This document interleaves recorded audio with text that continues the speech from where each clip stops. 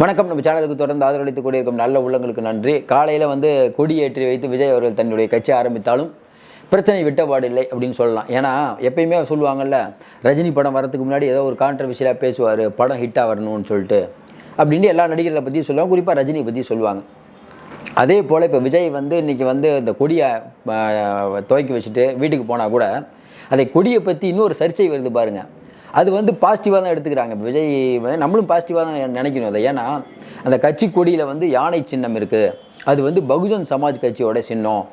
தேர்தல் ஆணையம் அசாம், திரிபுரா அந்த 2 மாநிலங்களை தவிர மற்ற எந்த மாநிலத்திலையும் அந்த யானை சின்னத்தை பயன்படுத்தக்கூடாது, கட்சியிலையோ கொடியிலையோ எந்த வடிவத்திலையும் பயன்படுத்தக்கூடாது அப்படின்னு தேர்தல் ஆணையத்துடைய விதி இருக்குது. அப்படிப்பட்ட சூழ்நிலையில் எப்படி விதியை மீறி இவர் பயன்படுத்தலாம் அப்படின்னு ஒரு பெரிய கேள்வி எழுந்திருக்காங்க. ஆனால் இன்னும் குறிப்பிட்டு சொல்லணும்னா இந்த விஷயத்தில் ஒன்று கவனத்தில் எடுக்கக்கூடிய விஷயம் என்னென்னா, போன தேர்தல், அதாவது ஒரு கட்சி இவ்வளோ வாக்கு வாங்கியிருக்கணும் அப்படின்னு ஒரு கணக்கு இருக்குது. அப்போ தான் அது தேர்தல் ஆணையத்தால் அங்கீகரிக்கப்பட்ட கட்சி. அப்படிப்பட்ட சூழ்நிலையில் பகுஜன் சமாஜ் கட்சி தேர்தல் ஆணையத்தினுடைய அந்த தகுதியை போன தேர்தலில் இழந்துட்ட மாதிரியான தகவல்லாம் வருது. அதனால் இது சாத்தியமாங்கிறத முதல்ல எண்ணி பார்க்கணும். ஒன்று, இப்போ பகுஜன் சமாஜ் கட்சியிலேருந்து இல்லை நீங்கள் அந்த கட்சி கொடியிலேருந்து அந்த யானை சின்னத்தை அகற்றுங்க அப்படின்னு சொல்லியிருக்காங்க. அதாவது கொடி ஏற்றி வச்சு மக்கள்கிட்ட பிரபலப்படுத்த சொல்லி விஜய் எல்லோரும் வீட்டுக்கெல்லாம் பிரபலப்படுத்துங்கன்னாங்க. இப்போ என்ன ஆகி போச்சுன்னா, இது ஒரு பெரிய கான்ட்ரவர்சி ஆகி, ஐயோ விஜயோடைய கொடியை மாற்ற சொல்லிட்டாங்களாம்பா. யார் இவங்க பகுஜன் சமாஜ் கட்சியிலேருந்து மாற்ற சொல்லிட்டாங்களாம்பா.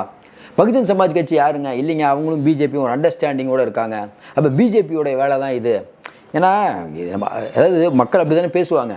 இது பிஜேபி வரவிடாமல் தடுக்குதுப்பா. ஏன்னா இப்போ திமுகவை கேட்டிங்கன்னா, இல்லைங்க அவர் பிஜேபியோடைய பி டீம். ஒவ்வொருத்தரும் ஒரு மாதிரி அவங்களுக்கு, ஏன்னா அவர் கொள்கையை அறிவிக்காத வரையும் ஒவ்வொருவரும் ஒரு மாதிரி தான் பேசுவாங்க. நம்ம தொடர்ந்து சொல்லிகிட்டு இருக்கோம், நீங்கள் விஜய் பற்றி என்ன வேணால் பேசுங்க, ஆனால் அவருக்குன்னு ஒரு பெரிய கூட்டம் இருக்குது. அது ஓட்டாக மாறுமா இல்லையாங்கிறது இப்போ சொல்ல முடியாது.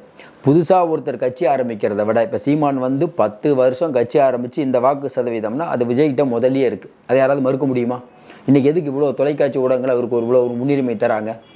தொடர்ந்து நம்ம சொல்கிற மாதிரி நீங்கள் என்ன தான் சொன்னாலும் சரி, ஒருவர் வரும்போது அவரை வரவேற்க வேண்டும். அது திமுகவுக்கு மாற்றா இல்லையான்னு காலம்தான் முடிவு செய்ய வேண்டும். இப்போதைக்கு திமுக வலிமையாக இருக்குது, அதில் மாற்று கருத்து இல்லை. நம்ம தொடர்ந்து இதான் சொல்லுவோம், ஸ்டாலின் அவர்கள் தலைமையில் திமுக வலிமையாக இருக்கிறது, அதில் மாற்று கருத்து இல்லை.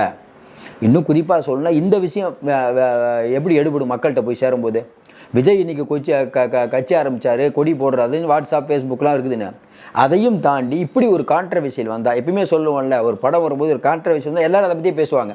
இப்போ என்ன ஆகி போச்சு, கொடியில் இருக்கக்கூடிய யானை சின்னம் எடுத்துடணுமா? ஏன்னா பகுஜன் சமாஜ் கட்சியோட சின்ன யானைனா மக்களுக்கு நிறைய பேருக்கு தெரியாது. ஏன்னா பகுஜன் சமாஜ் கட்சி எங்கள் மக்களுக்கு நிறைய பேருக்கு தெரியாது. யாருக்காவது தெரியுமா பகுஜன் சமாஜ் கட்சின்னு சொல்லிட்டு? ஆம்ஸ்டாங் இறந்த உடனே தான் பகுஜன் சமாஜ் கட்சின்னு ஒரு கட்சி இருக்குல்லப்பா அப்படின்னு தானே வெளியிலலாம் சொல்கிறாங்க. அவர் ஆம்ஸ்டாங் இறந்து போனதை வச்சு இப்போ நீங்கள் பகுஜன் பேசிகிட்டு இருக்கோம். இல்லைனா பகுஜன் சமாஜ் கட்சி பற்றி யார் பேச போகிறா? தமிழ்நாட்டில் அந்த கட்சிக்கான வாக்கு சதவீதம் என்ன? நம்ம சொல்கிற மாதிரி நோட்டாக்கு கீழே தான் இருக்கும். நம்ம அவங்கள குறைச்சலாம் மதிப்பில்லை. அவங்களுடைய நிலைமை அதுதான். அவங்க அங்கே பவர்ஃபுல்லாக ஒரு காலத்தில் பவர்ஃபுல்லாக இருந்தாங்க. எங்கள் யூபியில் மாநில முதலமைச்சராக இருந்தாங்க. அதற்கு பிறகு நிலைமை என்ன? இன்றைக்கி மாயாவதியோட நிலைமை என்ன? அவங்க ஒரு 4வது இடத்துக்கு வந்துட்டாங்க. சமீபத்தில் நடந்த தேர்தலில் படுதோல்வி. அதுவும் வாக்கு சதவீதம் இப்படி ஒரு இறக்கம். இனிமேல் போகிற காலத்தில் இறக்கம் தான் அப்படிங்கிற மாதிரி தான் வரக்கூடிய செய்திகள் வருது. வேறு எந்த மாநிலத்திலும் அவங்க பவர்ஃபுல்லாக இல்லை. பவர்ஃபுல்லாக இருக்க மாநிலத்திலாம் போயிட்டாங்க. அங்கே 1-2-3 சீட் இருந்தாங்க, அதுவும் போயிடுச்சு. அப்போ மாநில அந்தஸ்தையே இழந்துட்டு இருக்கக்கூடிய கட்சியாக ஒரு மாயாவதி கட்சி மாறிடுச்சு அப்படின்னா மிக இல்லை.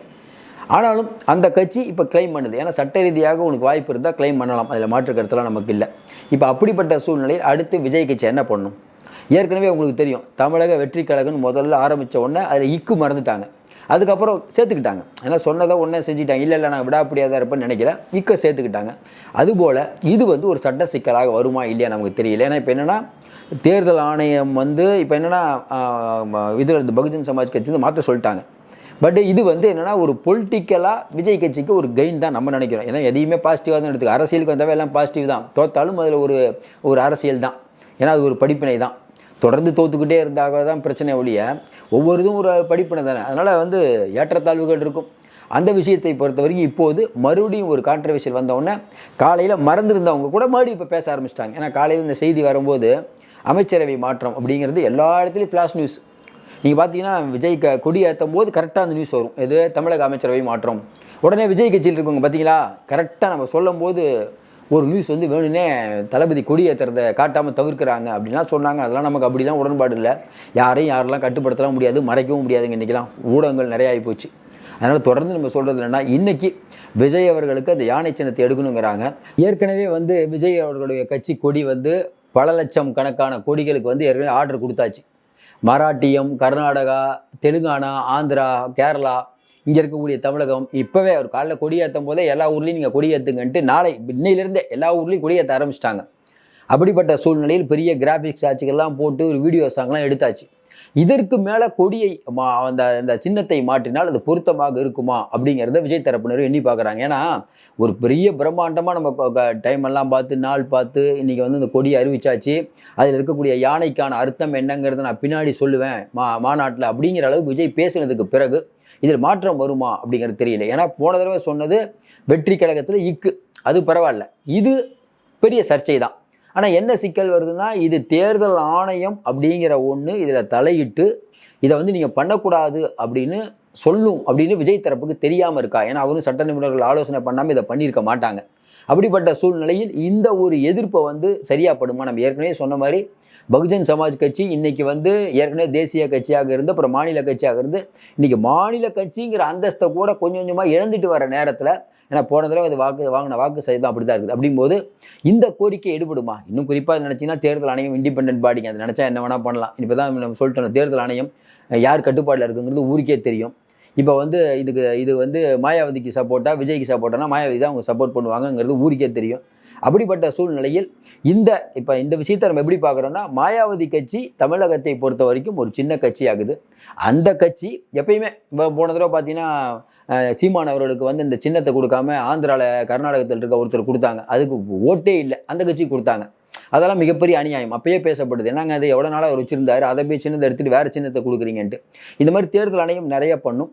இதில் தேர்தல் ஆணையம் என்ன முடிவு எடுக்க போகிறதுன்னு தெரில. ஆனால் ஒரு விஷயந்தான், ஒரு கட்சி ஆரம்பிக்கும் போதே ஒரு பிரச்சனையோடு ஆரம்பிச்சோன்னு வச்சுக்கோங்களேன், அது கான்ட்ரவர்சியாக இருந்தால் தான் இன்றைக்கி இருக்கக்கூடிய நிலைமையில் ஊடகங்கள் வெளிச்சத்தில் பக்காவாப்படும். அந்த வகையில் நமக்கு தெரிஞ்சு விஜய் கட்சிக்கு நல்லதுன்னு தான் நம்ம நினைக்கிறோம்.